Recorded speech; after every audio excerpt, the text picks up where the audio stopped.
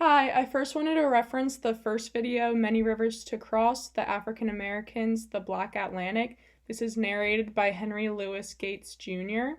I first wanted to start with noting the 10-year-old girl named Priscilla, who he mentioned in the video. She was one of the many who had to take slave ships to America, and I wanted to emphasize what these slave ships entailed. So, the people on them lost control over their life. They were at mercy of the male crew.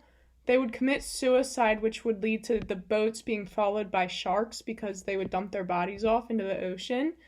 Um, Also, if they tried to escape or if they ran away, any of these slaves, they could have their ears cut off, potentially even be killed. This reminded me of the reading we did, Slavery as It Is, as it also further emphasizes the cruelty in which slaves faced and just how poorly they were treated. And even a 10-year-old girl like Priscilla was treated just so poorly by the people, and her life was in control of these racist males who could do whatever they want to her. And after these slave ships, what they mentioned in the video is that they would hide their wounds with gunpowder so they could auction them. And this also was similar to the reading Solomon Northup describes New Orleans slave auctions, because they would take the slaves and dress them up in suits so they would look more presentable for the people to buy them. So also, young people like Priscilla were bought because they were believed to be a better investment, had them for a longer time, which I just find to be so wrong. Some children were even dead by 16. This reminds me of the reading, The Selling of Slaves, because a 7-year-old girl is referenced in this reading and she was sold. And I just think it's so wrong that these young children are being sold at such a young age.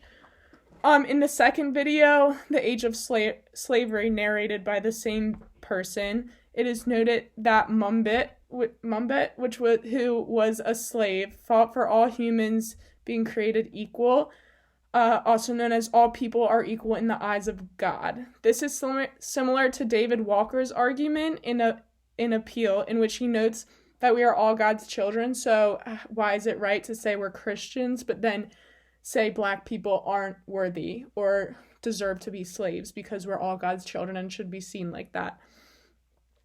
One quote that stood out to me from this video also was from Dana Ramey Berry, and it said, "It's the stories about women and being raped. Here they are walking 200 to 300-mile journeys, tired. Then at night they were being raped."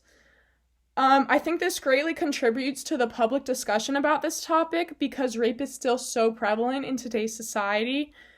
This topic hits home for many people, so I think it gives them a reason to join in on this conversation. So the fact that they were raped makes people want to join in this conversation because a lot of people can sadly relate to it. Further, both visual text use historians, which gives validity to the argument or the information in the videos, which helps people publicly discuss this because they know the information they're receiving is true and accurate. In total, the information in these visual texts emphasizes the cruelty Blacks have faced and even still face.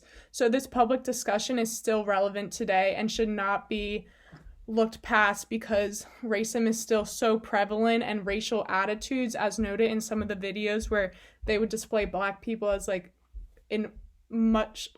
very poorly in newspapers, those racial attitudes are still prevalent today, and why the public discussion should still be had. Thank you.